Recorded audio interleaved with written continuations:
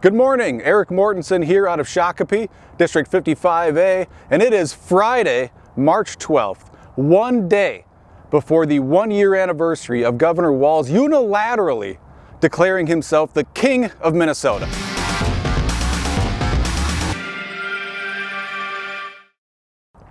Now, you may not recognize where I'm at, because I think a lot of people don't realize that our state capitol, much like Washington, D.C., has been fortified with this fence for the last 10 months. This week we reached out to the Sergeant of Arms and we asked him how long can the public expect this fence to be up around its capitol? And he said indefinitely. Further, he said they're going to continue to fortify the capitol over the coming months.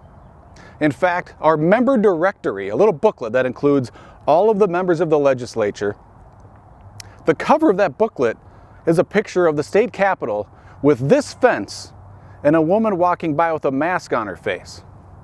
That is by no accident. That was a professional photographer that stood here and took that picture.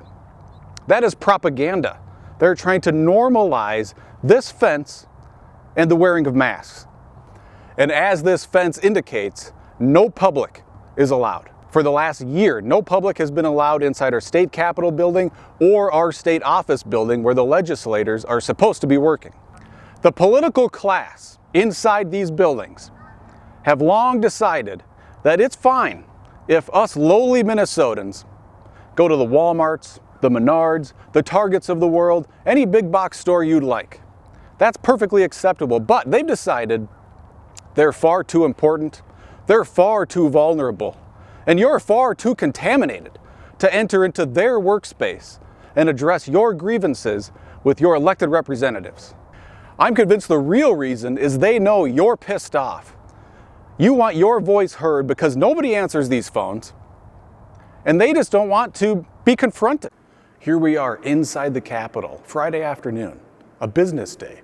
Any Minnesota business that's allowed to be open is certainly at work. It's so quiet, empty hallways, we could probably hear this pin drop.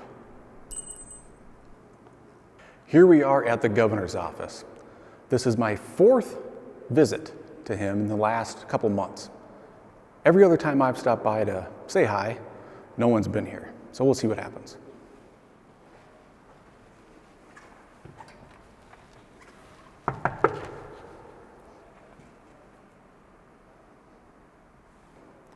Now, I want to dispel a common misconception because I've had people asking me, well, next time you see the governor, you give him a piece of my mind.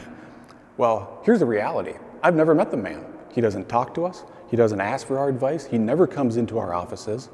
I have yet to meet Governor Walz. So although people think that we're some sort of co-workers just because we're all in St. Paul, it couldn't be further from the truth. And I see at no point in time when we ever will cross paths. Here we are in the state office building where legislators of the Minnesota State House would typically be working. This hallways would typically be bustling with people, constituents, lobbyists, lawmakers. It would be packed with people in these hallways. There are no lawmakers, there are no legislative assistants, there are no lobbyists, which is kind of a nice thing. There are no constituents, which is a really bad thing because no public is allowed in this building whatsoever. We're still at the state office building. We are outside the office of the Speaker of the House, Melissa Hortman. And it's very dark in here because there's nobody around. I guess they're being very green and keeping their lights off and being responsible. Well, let's see. Maybe she's at work today. Speaker Hortman?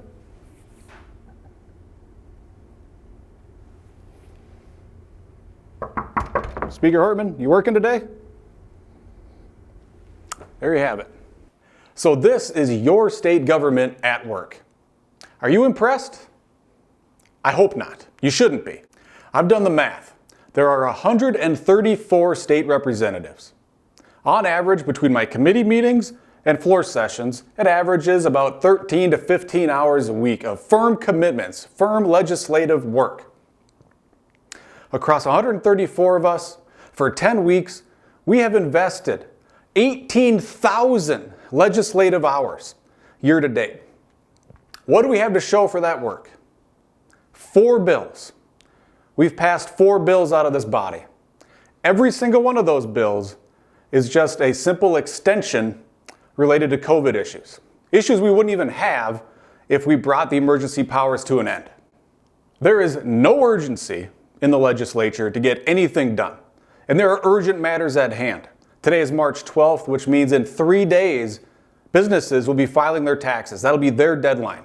And we have this urgent paycheck protection program that we tried to move on the House floor a couple days ago. Even the Democrats voted against their own bill. Look, I'm a business person, and I categorize things into 4 quadrants. And they're based off of high or low urgency or high or low importance. In that quadrant of high importance, high urgency, they require immediate attention. But the House Democrats don't care. They take no action on this because they're clearly waiting to roll it into gigantic omnibus bills instead and politicizing the issue. Now, if you don't like this, like you shouldn't, well, you can call me, you can email me. Our new House Republican caucus, they're coming to work. But outside of that, you're out of luck. No one else comes here. No one's answering their phones. I'm hearing nobody's responding to emails. But if you get a hold of someone on our staff, you're going to get a response. My fellow Minnesotans, your state government is failing you. I need to say that again. Your state government is failing you. You should be demanding better from your governor. You should be demanding better from your lawmakers. Now, I'd like to say, contact your representatives and demand better. But as you've seen, they're not here.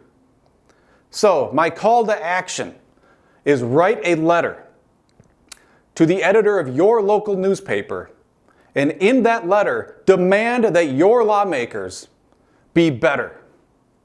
Thank you for watching.